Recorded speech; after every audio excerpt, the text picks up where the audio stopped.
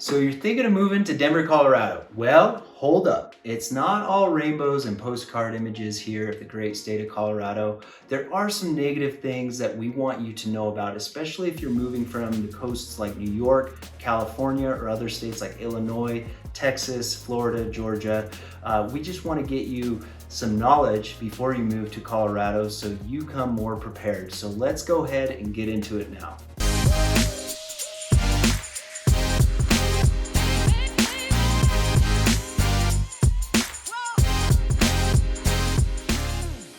If this is your first time to the channel and you want to know everything about living in Denver, Colorado, subscribe below, tap that bell for notifications so that you can be in the know about the current market in Denver.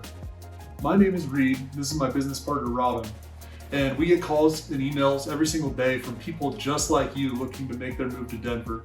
We absolutely love it. So whether you're moving in a month or not till next year, just give us a call, shoot us a text, send us an email, or even schedule a Zoom call in the description below. We're happy to make you a smooth move to Denver. And as we mentioned, we're covering the most negative items about moving to Denver, Colorado today. And there's some good ones in here. So we're gonna start it out right now with how stinking dry it is. Make sure you bring your humidifiers.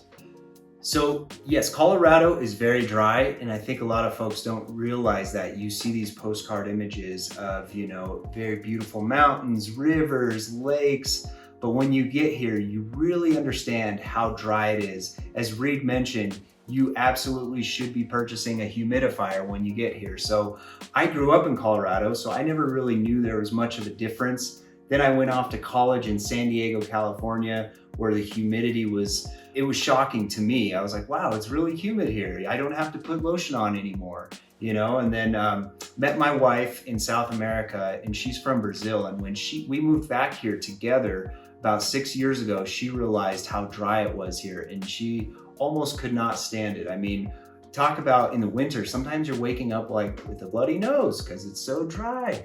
You need to have like 10 bottles of lotion with you everywhere you go. Everybody has chapstick.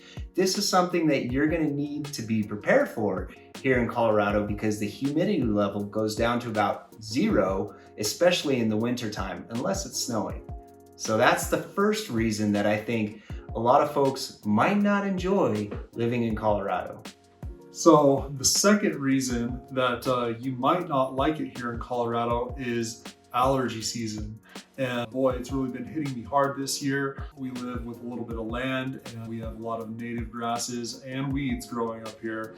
And specifically the ragweed has been just absolutely terrible this year. But we get a lot of other things, sagebrush, ragweed, also things like pollen from the trees, lots of pine trees around here.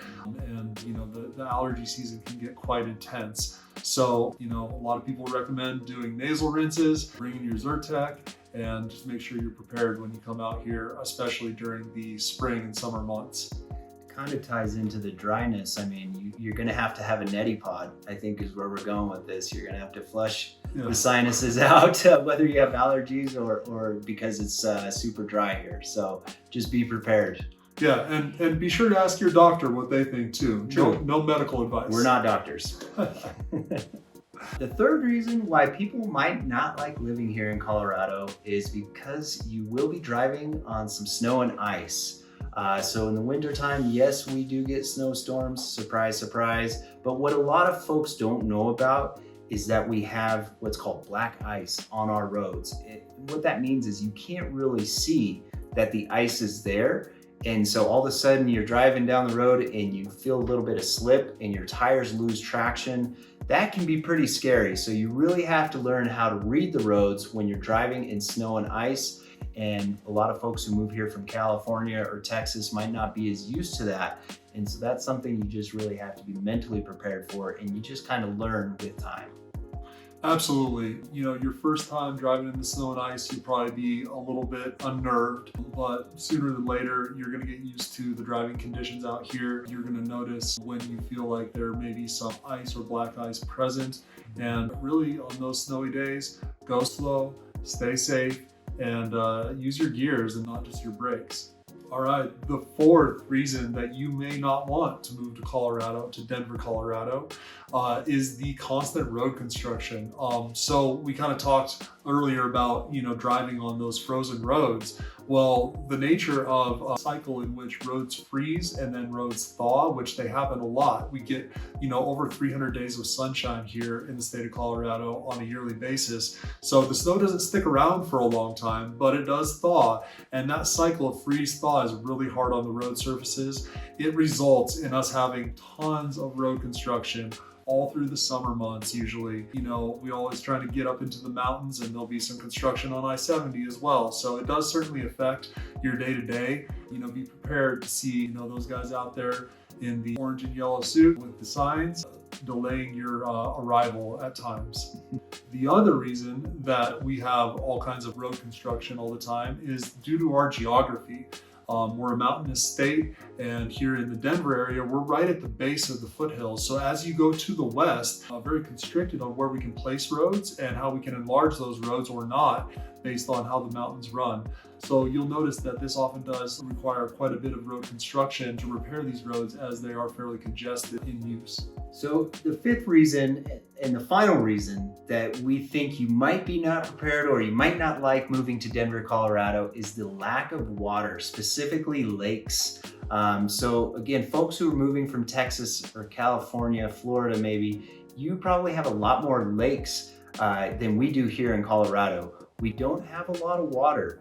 We get a lot of snow runoff that goes out to the west and really fuels a lot of the electricity, the hydroelectricity for the western United States and the southern United States. So a lot of the water in Colorado gets used by the whole western US, but we don't see that result in a lot of lakes here in Colorado. So that might be a little bit of disappointing to you, but we do have some lakes. We have Grand Lake, which is an excellent location about an hour and a half west of Denver. We have the Dillon Reservoir, about 2 hours west of Denver. But I think what a lot of folks find when they move here is that they were expecting to see more lakes because they see the postcard images of the mountain and the lake, and they think there's going to be a lake everywhere. And that's just really not the case here in Colorado.